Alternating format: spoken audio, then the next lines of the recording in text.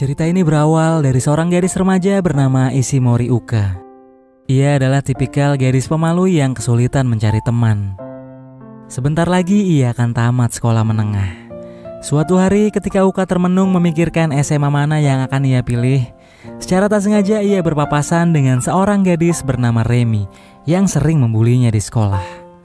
Remi mendorongnya hingga terjatuh dan mengejeknya karena Uka telah memilih sekolah yang tidak populer serta berisi murid-murid pecundang. Uka tidak berani melawannya, meski dirinya juga tidak menyukai hinaan itu. Tak lama kemudian seorang cowok berambut kuning menghampirinya. Ia bernama Miura Kai.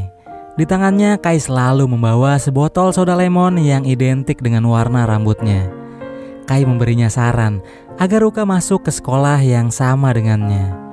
Ucapan Kai seolah memberi Uka sebuah harapan untuk bisa tenang menjalani kehidupan normal di sekolah tanpa merasa takut dibully. Uka memutuskan untuk mengikuti sarannya, hingga akhirnya ia diterima masuk di SMA yang sama dengan Kai. Ia menyambut hari pertamanya sebagai siswi SMA. Dengan penuh semangat, Uka mengayuh sepedanya menuju sekolah. Dirinya begitu yakin dan percaya bahwa kehidupan di sekolah barunya nanti akan baik-baik saja. Sementara itu Kai yang memiliki popularitas di sekolah langsung menjadi pusat perhatian para siswi di SMA tersebut.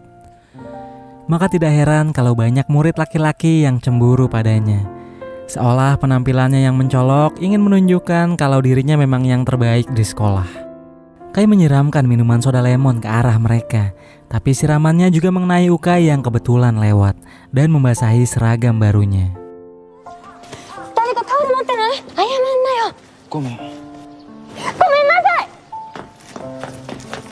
Tidak pernah terpikir oleh Kai jika gadis yang pernah ditemuinya benar-benar akan masuk ke sekolah yang telah ia sarankan.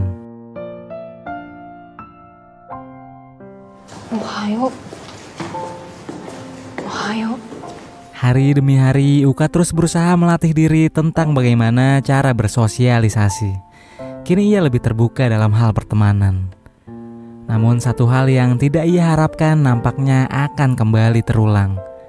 Ketika dirinya tahu Remi dan teman-temannya juga masuk sekolah yang sama dengannya. Dari dulu Remi mengejeknya dengan sebutan si batu, karena Uka selalu diam saat ditindas. Sialnya hal itu berlanjut sampai sekarang. Barang-barang milik Uka mereka buang ke tempat sampah. Situasi yang dialami Uka ini segera mendapat perhatian dari Kai. Hari berikutnya Remi dan teman-temannya kembali mendatangi Uka di lorong sekolah. Di sana Remi memaksanya untuk dibelikan makanan. Uka yang cuma dia membuat Remi kesal sehingga ia mendorongnya hingga jatuh. Hal itu membuat Uka menangis. Keributan yang terjadi langsung menarik perhatian murid-murid lainnya, termasuk Kai.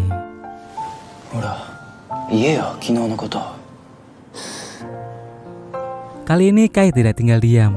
Ia berdiri dan memberi peringatan kepada Remi serta gengnya agar berhenti mengganggu Uka atau akan menanggung akibatnya.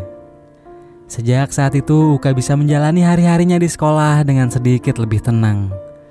Pelan-pelan ia mulai membuka diri di lingkungan barunya, sehingga kini mendapatkan teman. Di antara teman-temannya itu mereka bernama Ayumi, Satoru, dan Tomoya.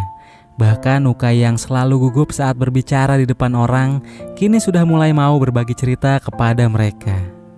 Ia menceritakan kalau dirinya sudah sering dibully sejak masih SMP, sampai-sampai tertanam di pikirannya jika sekolah itu bukan hal yang menyenangkan. Namun seseorang telah menyadarkannya.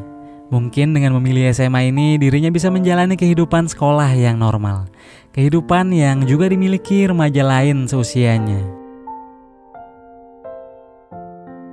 Suatu hari guru mengatur tempat duduk murid di kelas.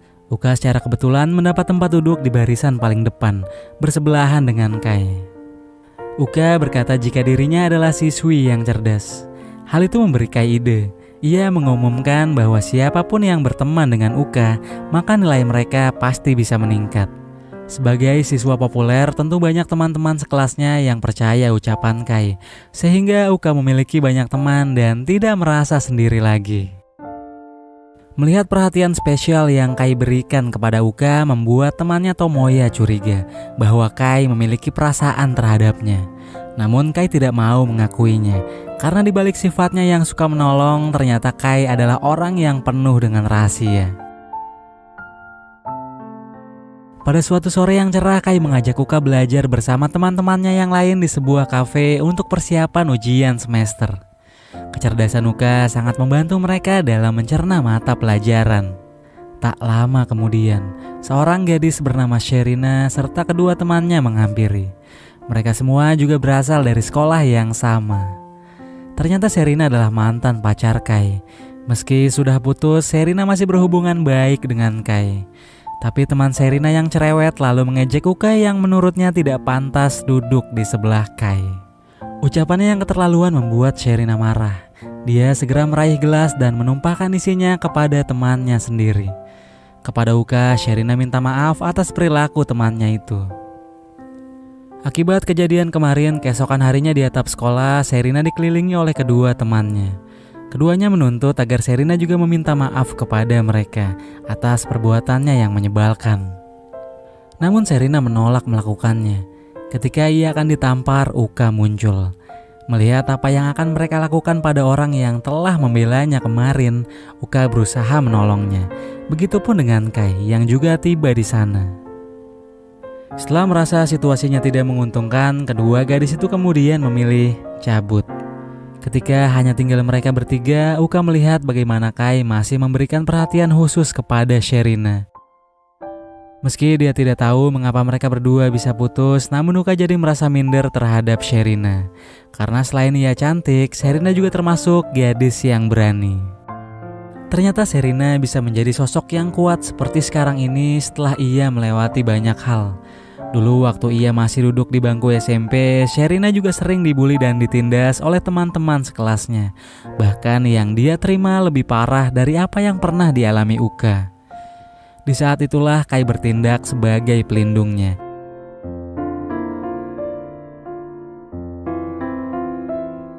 Sejak saat itu, Sherina selalu bergantung pada Kai. Hingga ia sadar dirinya harus menjadi pribadi yang kuat karena tak selamanya ia dilindungi oleh orang lain. Pada Uka, Sherina beralasan kalau saat ini ia sudah tidak menaruh perasaan terhadap Kai. Namun Uka menganggapnya berbohong. Ia percaya Sherina masih menyimpan perasaan. Oleh karena itu, Uka mulai menghindari Kai tanpa memberikan penjelasan apapun.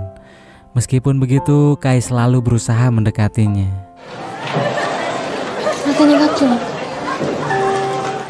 Hingga di suatu ketika keduanya berada di acara festival.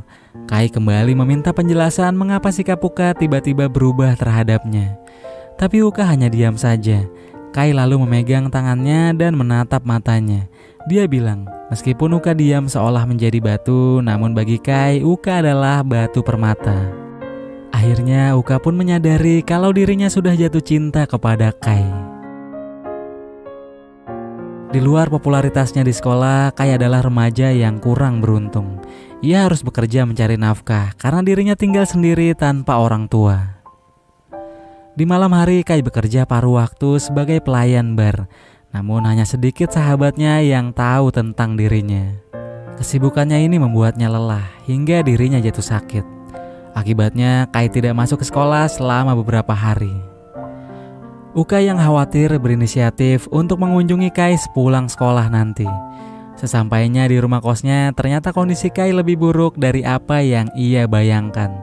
Demamnya sangat tinggi hingga membuat Kai pingsan. Uka segera merawatnya.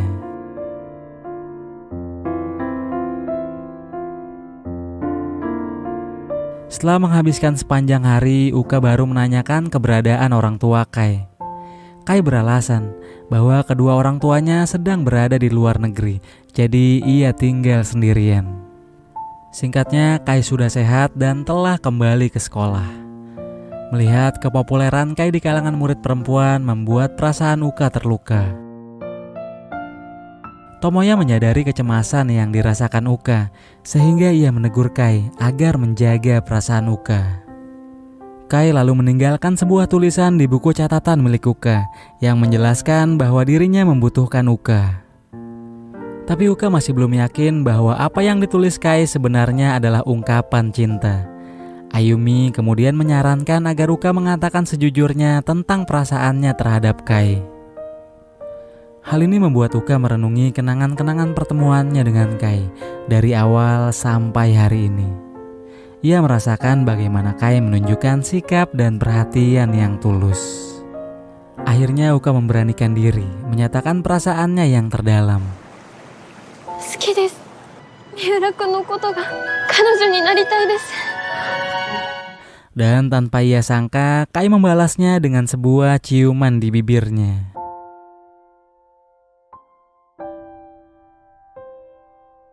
Sejak saat itu, mereka secara terbuka menunjukkan hubungannya di depan teman-teman sekolah. Di hadapan semua orang, Kai mengatakan kalau dirinya sekarang adalah pacar Uka Ishimori.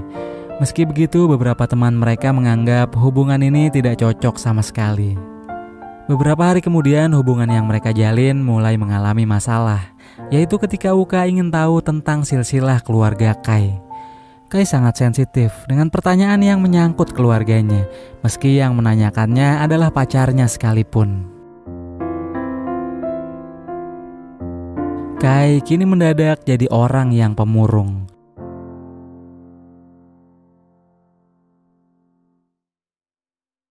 Tomoya memperingatkan Uka untuk jangan membahas hal mengenai keluarganya.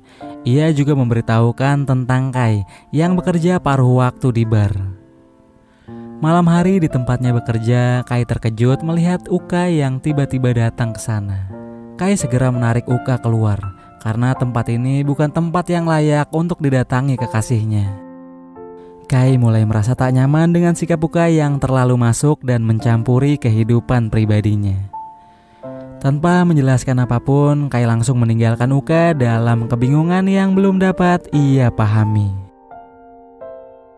Pada saat perayaan malam Natal, Uka merayakannya tanpa kehadiran Kai yang masih harus bekerja. Uka mengunggah beberapa foto kenangannya bersama Kai, seolah ia menunjukkan kalau dirinya tampak bahagia menghabiskan hari bersamanya. Meski semua momen yang dilewatinya tampak begitu sederhana, namun sangat berarti bagi keduanya. Saat melihat foto-foto itu di ponselnya, Kai merenung dan tersadar kalau Uka adalah hal yang paling berharga yang pernah ada di hidupnya. Ia kemudian berlari meninggalkan pekerjaannya demi bertemu Uka. Sayangnya Uka telah lebih dulu pergi dari tempat itu dan hanya menyisakan teman-temannya. Mereka memberitahu Kai bahwa Uka pergi ke tempat pertama kali dirinya bertemu dengan Kai. Dengan meminjam sepeda Satoru, Kai bergegas menyusul Uka.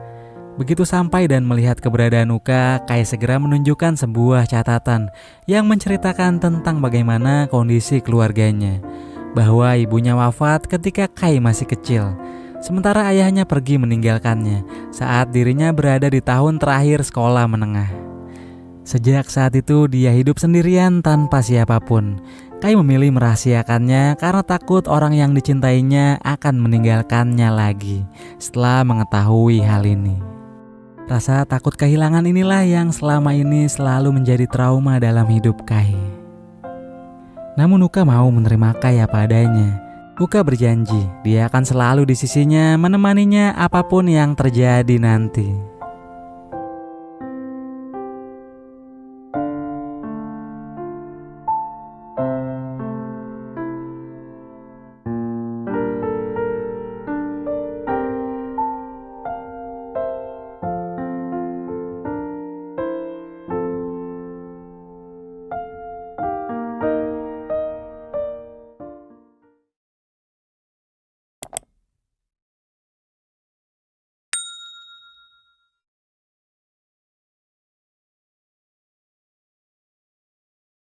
Subrek. Jangan lupa